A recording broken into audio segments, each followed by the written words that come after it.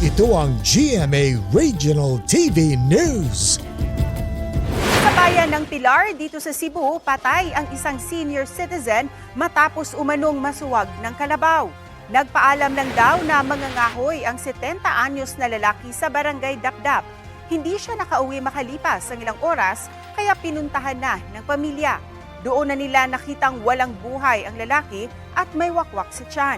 Lumalabas sa investigasyon na nakatumba na ang punong pinagtatalian sa alagang kalabaw ng isang kaanak. Ayon sa pulis, posibleng naging agresibo ang kalabaw at hindi na nakatakbo ang biktima. Nagrally muli ang mga pamilya at kaanak ng mga batang namatay dahil umano sa bakunang Dengvaxia. Nanawagan sila sa labas ng Department of Justice para baliktarin ang naunang resolusyon na iatras ang 78 kaso ng reckless imprudence resulting in homicide laban kina dating Health Secretary at ngayon Representative Janet Garin at 2 iba pa.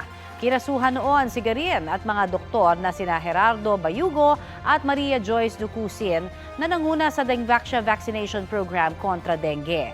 Ito ang sinisisi sa pagkamatay ng ilan sa mga batang nabakunahan. Nitong Enero, iniurong ng Department of Justice ang mga kaso dahil wala raw nakitang matibay na ebidensya laban sa mga kinasuhan. Wala rin daw nakitang kawalan ng pag-iingat sa sinunod na proseso ng mga respondent. Mainit-init na balita para sa mga customer ng Meralco, may taas singil po ngayong Pebrero. Ayon sa Meralco, mahigit 28 centavos kada kilowatt-hour ang madaragdag ngayong buwan sa inyong electric bill.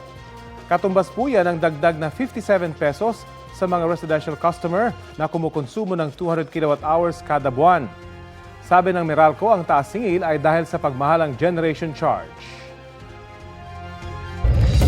Ito ang GMA Regional TV News. Arestado ang isang mag-asawa na nagpapatakbo umano ng isang drug den sa Subic, Zambales.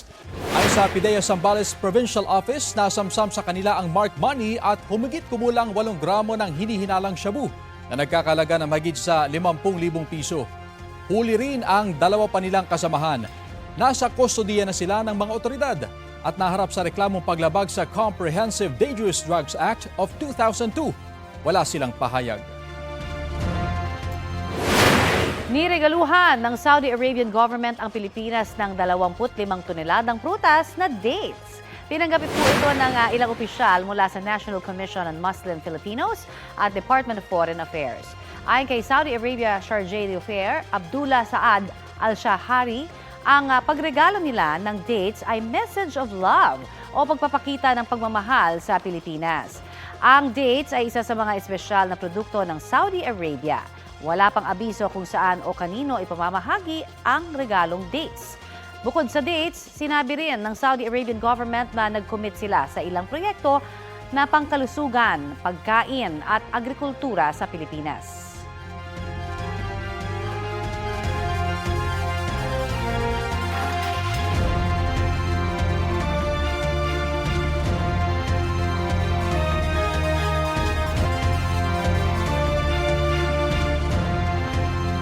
Makibalita po tayo sa lagay ng panahon.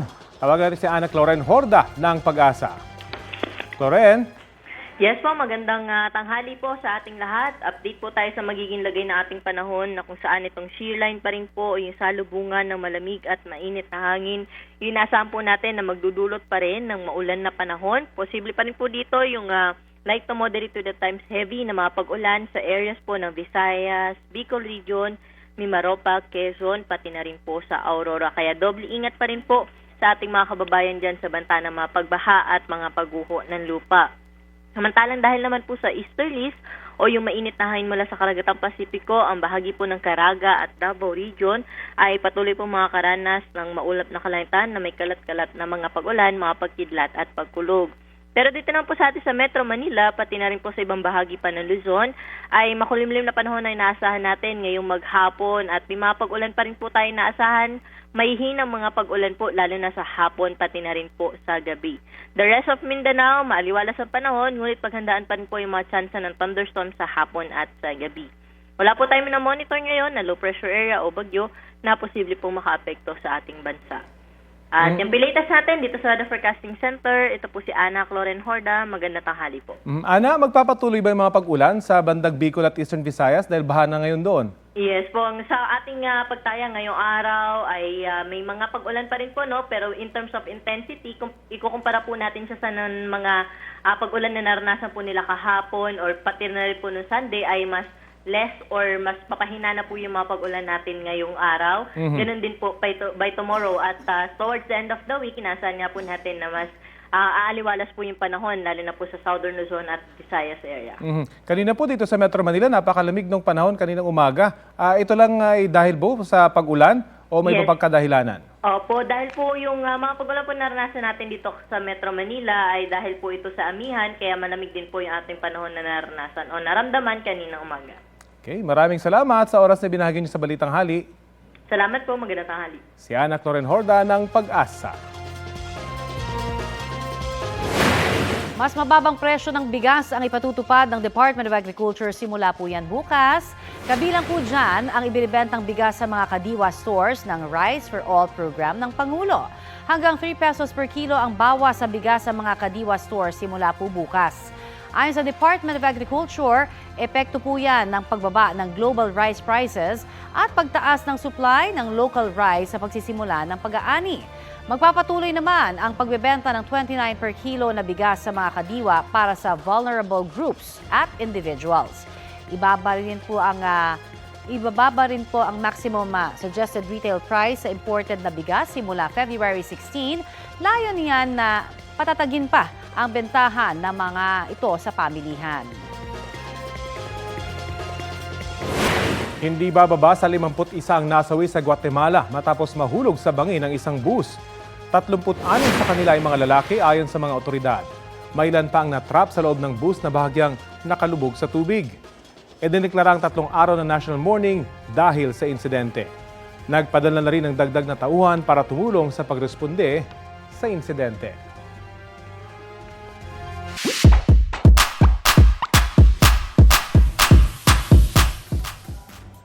Eto naman, nako perfect sa mga going solo riyan at naghahanap ng magagawa this Valentine's Day. Baka raw ma-inspire kayo sa adventure ng isang travel vlogger. Ano? At saan ba ang ganap na yan? Eto nga, laging sa group hiking daw sumasama si Cherubim Sebastian. Sa kanyang unang solo na pag-akyat, the choice was Mount Pulag lang naman. Effort talaga para maabot ang tuktok ng ikatlong pinakamataas na bundok sa Pilipinas. Worth it naman daw ang lahat ng oras sa napakagandang view sa taas. Along the journey, marami raw nakilalang bagong kaibigan si Cherubim. Natutunan rin daw niyang love yourself more at huwag matakot na sumubok ng mga bagong bagay. Wow! Oo, kung going solo, pwede rin mag-mall. Parang yun lang din yung kaya ko, Mare. Oo, okay din naman. Pero maganda rin ang experience. Baka... Pero yung Pulag kasi kwan lang yan minor hike lang yan. minor pa yan. Hike lang yan. Grabe Madali lang ka. akitin yan. Medyo mataas lang. At malamig. Lalo na sa ganitong panahon. Nagpo-frost pa dyan. At parang mahirap rin gawin pag solo ka. Oo rin.